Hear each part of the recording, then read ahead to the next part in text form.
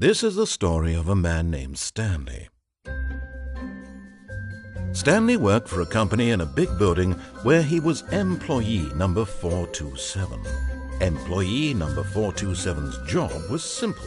He sat at his desk in room 427 and he pushed buttons on a keyboard. Orders came to him through a monitor on his desk, telling him what buttons to push, how long to push them, and in what order. This is what employee 427 did every day of every month of every year. And although others might have considered it soul-rending, Stanley relished every moment that the orders came in, as though he had been made exactly for this job. And Stanley was happy. And then one day, something very peculiar happened. Something that would forever change Stanley. Something he would never quite forget.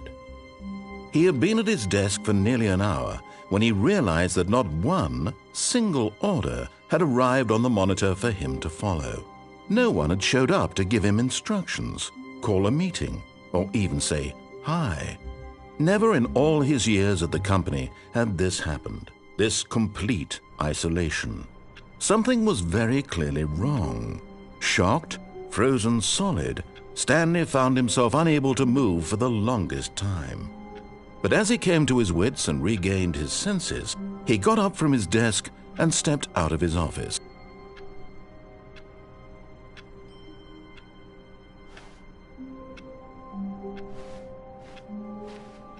All of his co-workers were gone. What could it mean? Stanley decided to go to the meeting room. Perhaps he had simply missed a memo.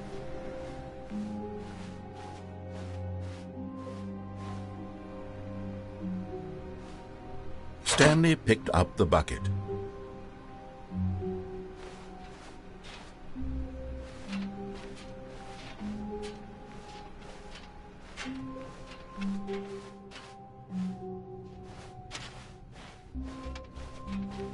Stanley clutched the bucket tightly to his chest and entered the door on his left.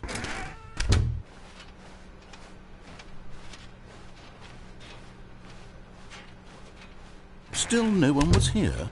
Stanley needed the bucket's warmth and comfort now more than ever. Perhaps his boss's office was where he'd find answers.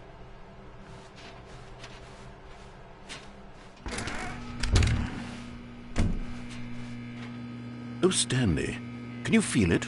The broom closet. It wants the bucket. You can feel that, can't you? The aura of jealousy? It's as clear as day. This broom closet believes it deserves the bucket. I can really feel it now. It's a bucket. It belongs in a broom closet. That's what the broom closet is trying to say here. It's supposed to go with the other cleaning supplies. Good for you, Stanley. Don't give in. Don't hand over the bucket. I know how hard it must be, given the pressure that the broom closet is putting on your shoulders right now, but you have to be strong. This is your bucket. This is your companion and lifelong friend. You can't hand it over. Oh, no. We're getting into name-calling now, it seems. Is this how low the broom closet has sunk, that it has to resort to this stream of petty insults simply in order to get you to... Coming to a staircase, Stanley and the bucket walked upstairs to the boss's office.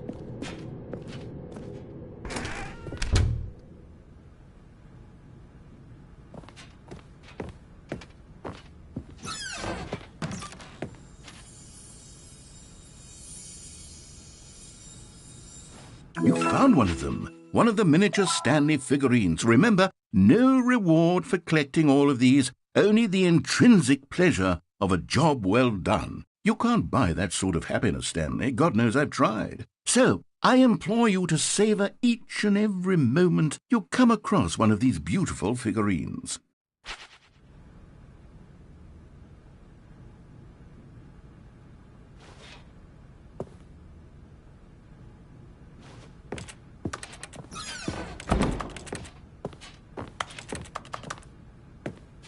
Stepping into his manager's office, Stanley was once again stunned to discover not an indication of any human life.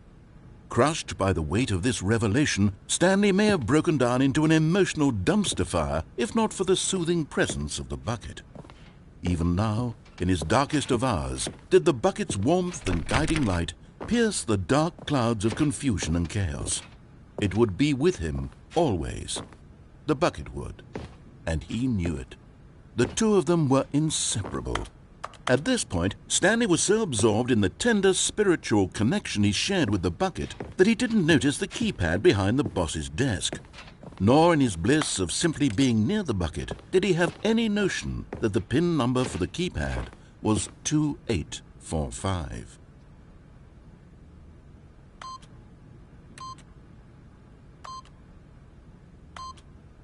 But Stanley guessed the correct code by sheer luck.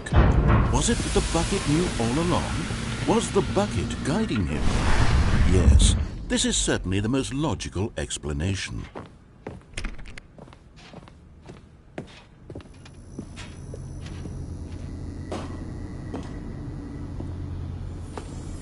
Another miniature Stanley figurine. This, there really must be a snappier name for these things. What about mini-stands? Stanley figs? What about Stanlerines? Yes, I think I like that. Another Stanlerine under your belt.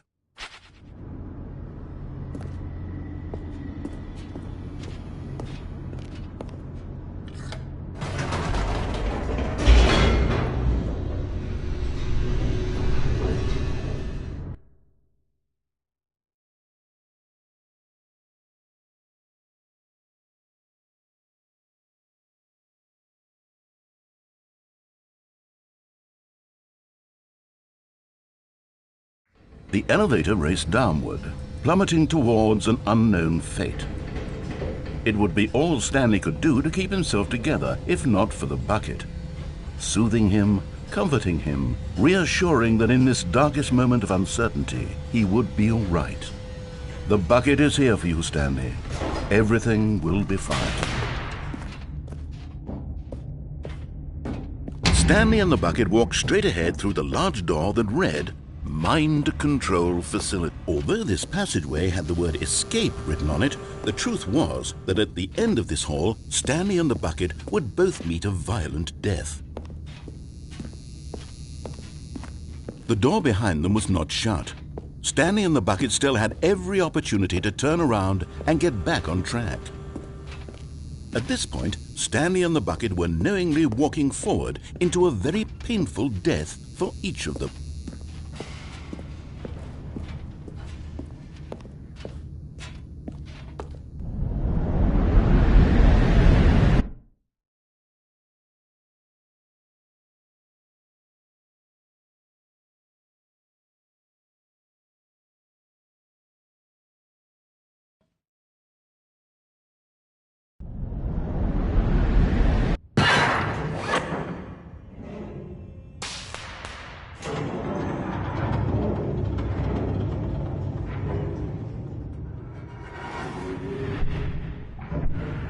As the machine whirred into motion and Stanley and the bucket inched closer to their demise, Stanley reflected on how meaningless the bucket's warmth and comfort had turned out to be. To be sure, it puts the mind and the soul at ease to embrace the bucket, but what use is a sense of ease when you're about to be crushed to death? This is what Stanley thought to himself, and he sort of kicked himself for wasting so much time carrying a bucket everywhere. Farewell, Stanley.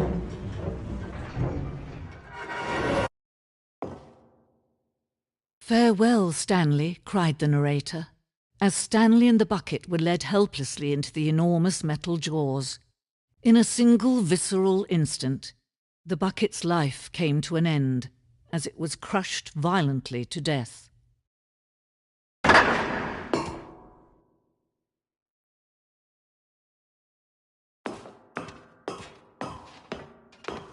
It was a shame, the death of such a magnificent bucket.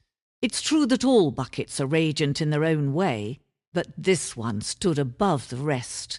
It was a glorious bucket to behold.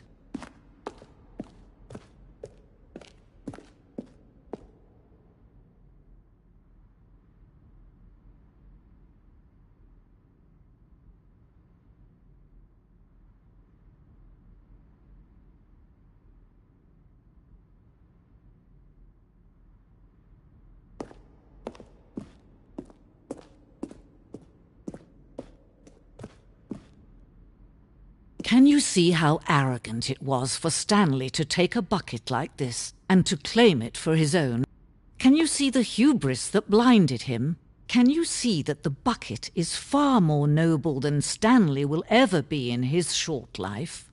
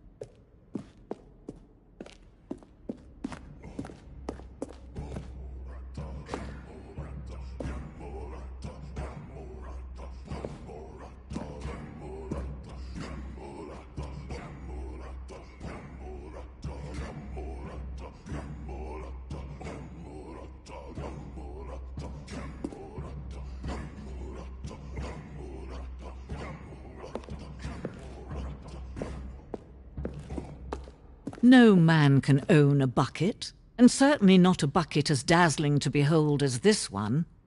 It is man who should kneel before the bucket.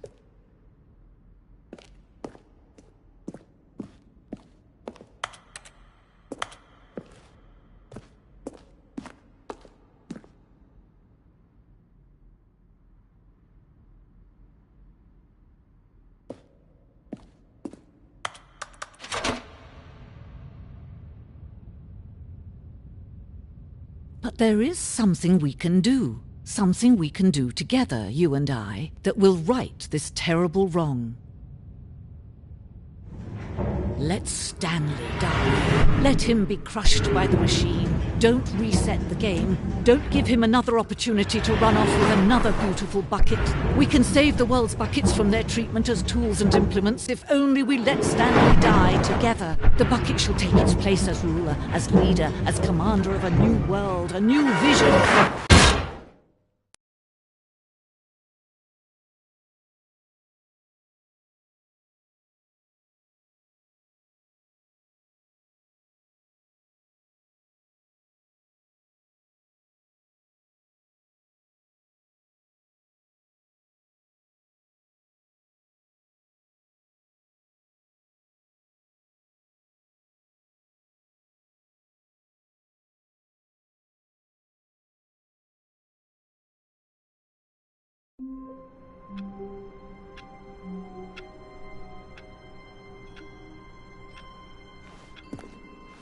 All of his co-workers were gone. What could it mean? Stanley decided to go to the meeting room. Perhaps he had simply missed a memo.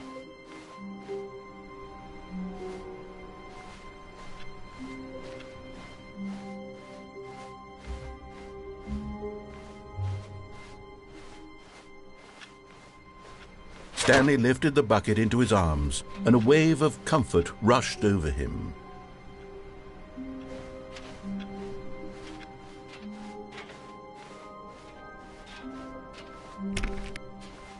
Stanley clutched the bucket tightly to his chest and entered the door on his left.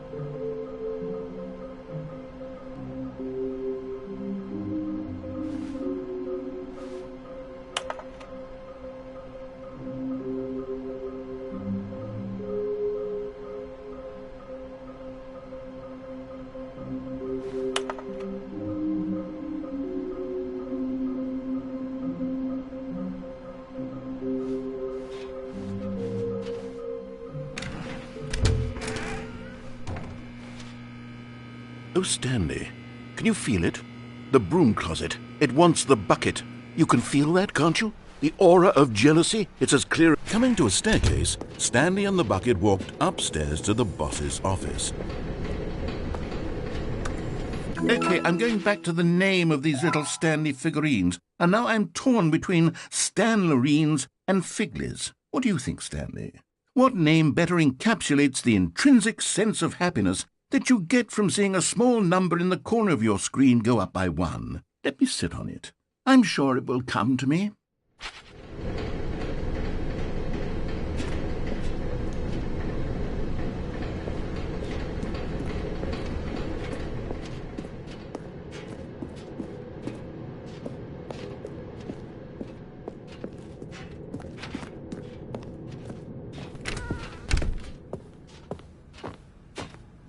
Stepping into his manager's office, Stanley was once again stunned to discover not an indication of any human life. Crushed by the weight of this revelation, Stanley may have broken down into an emotional dumpster fire if not for the soothing presence of the bucket. Even now, in his darkest of hours, did the bucket's warmth and guiding light pierce the dark clouds of confusion and chaos. It would be with him always. The bucket would, and he knew it. The two of them were inseparable. At this point, Stanley was so absorbed in the tender spiritual connection he shared with the bucket that he didn't notice the keypad behind the boss's desk. Nor in his bliss of simply being near the bucket did he have any notion that the PIN number for the keypad was 2845. But Stanley guessed the correct code by sheer luck. Was it that the bucket knew all along? Was the bucket guiding him? Yes, this is certainly the most logical explanation.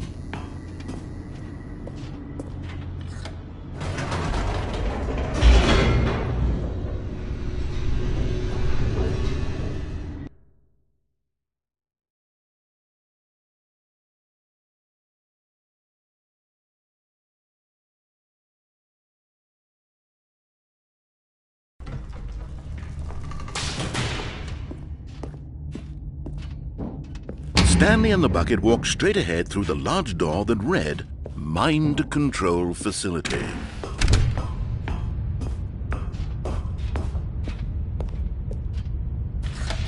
The lights rose on an enormous room packed with television screens. What horrible secret did this place hold? Stanley and the bucket both wondered to themselves.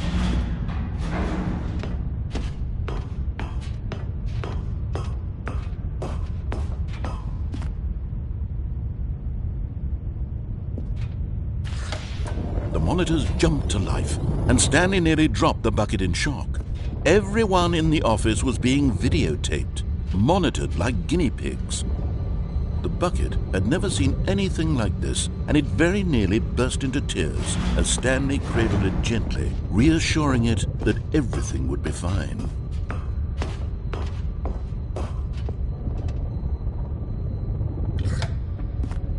Was the bucket under the mind control facility's influence as well?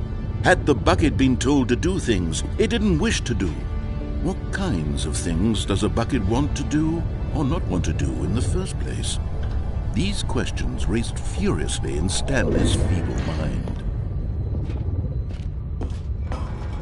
No! He screamed into the bucket. He couldn't accept it. His own life in someone else's control, never! He squeezed the bucket tighter, his one friend in the entire world. At this point, he could trust no one except for the bucket.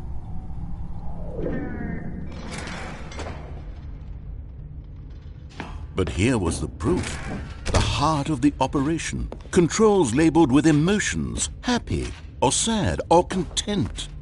Walking, eating, working, all of it monitored and commanded from this very place. And as the cold reality of his past began to sink in, Stanley decided that this machinery would never again exert its terrible power.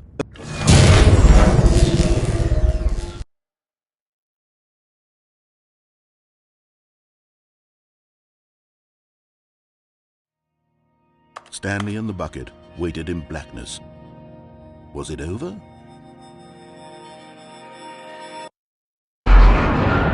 Yes, they had done it. Stanley and the bucket had defeated their greatest and darkest enemy, freed themselves from the tyrannical grip of the evil mind control machine. Freedom was now mere moments away. Excitedly, the two of them began to discuss the kind of life they wanted to live once they stepped through this massive door. The bucket wanted to learn to roller skate. Stanley wanted to sneeze in every country on Earth.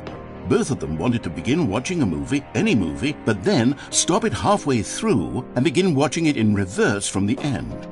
True, it was a simple life they envisioned, but it was one they'd lived together, with one another to lean on, to trust, to support, and to...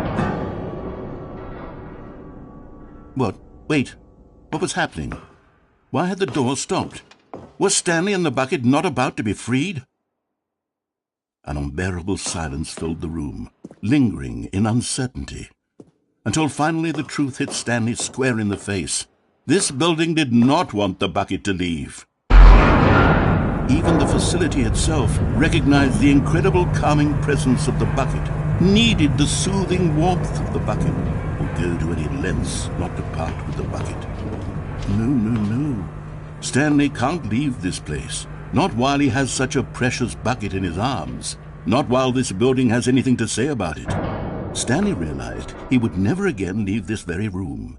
But at least he has the bucket.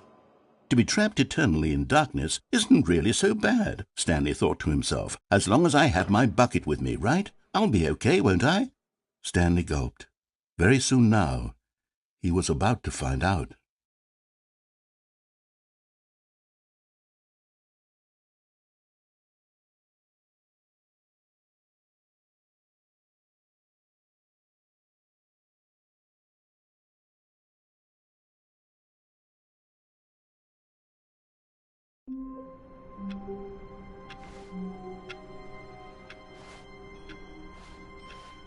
All of his co-workers were gone.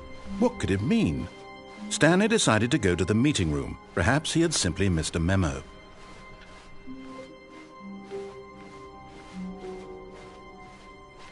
When Stanley came to a set of 2 open doors, he entered the door on his left.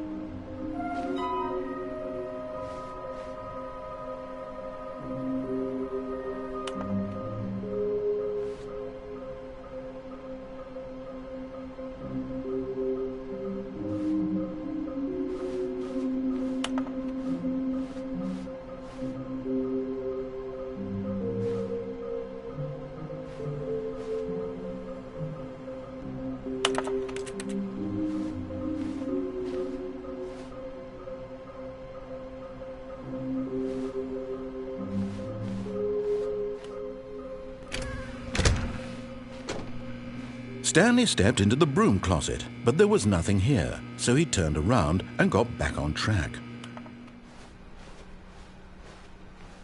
Coming to a staircase, Stanley walked upstairs to his boss's office.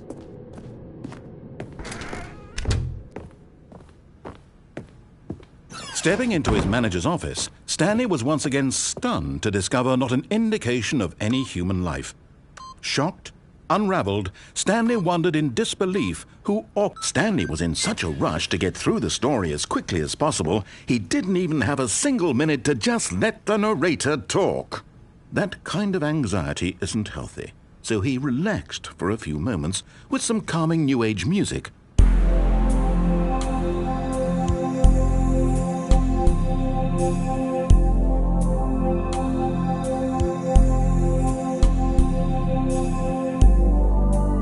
Feeling soothed and rejuvenated, Stanley calmly walked forward into the opened passageway.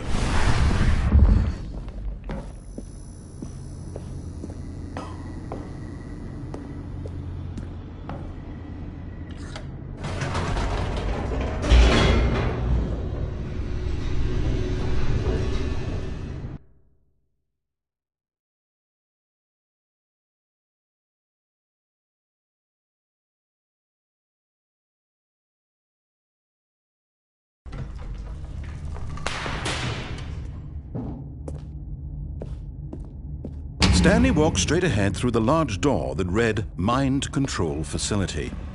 Although this passageway had the word escape written on it, the truth was that at the end of this hall, Stanley would meet his violent death. The door behind him was not shut. Stanley still had every opportunity to turn around and get back on track. At this point, Stanley was making a conscious, concerted effort to walk forward and willingly confront his death.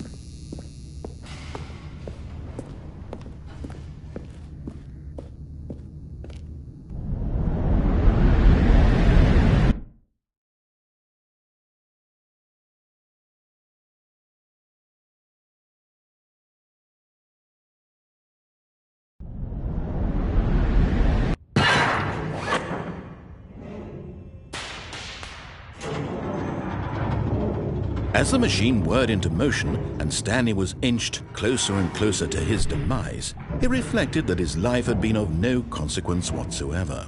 Stanley can't see the bigger picture. He doesn't know the real story, trapped forever in his narrow vision of what this world is. Perhaps his death was of no great loss, like plucking the eyeballs from a blind man. And so he resigned and willingly accepted this violent end to his brief and shallow life. Farewell, Stanley.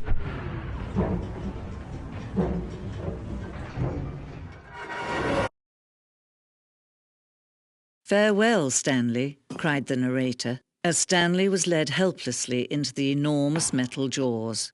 In a single visceral instant, Stanley was obliterated as the machine crushed every bone in his body, killing him instantly.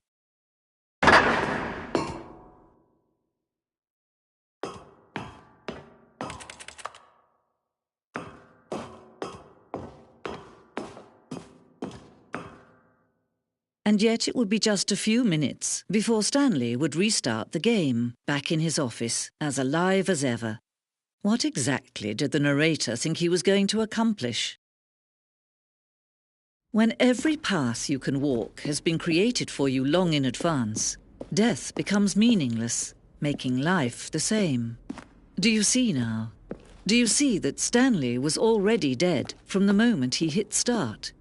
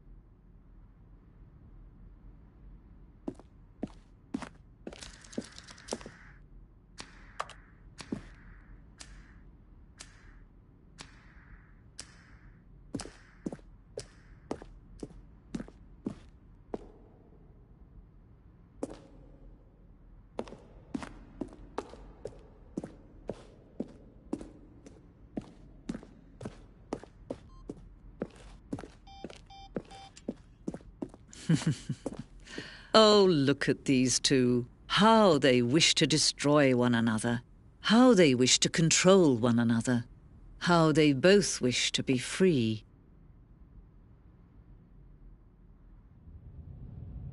Can you see? Can you see how much they need one another? No, perhaps not. Sometimes these things cannot be seen. But listen to me. You can still save these two. You can stop the program before they both fail. Turn off your PlayStation. There's no other way to beat this game. As long as you move forward, you'll be walking someone else's path. Stop now and it'll be your only true choice. Whatever you do, choose it. Don't let time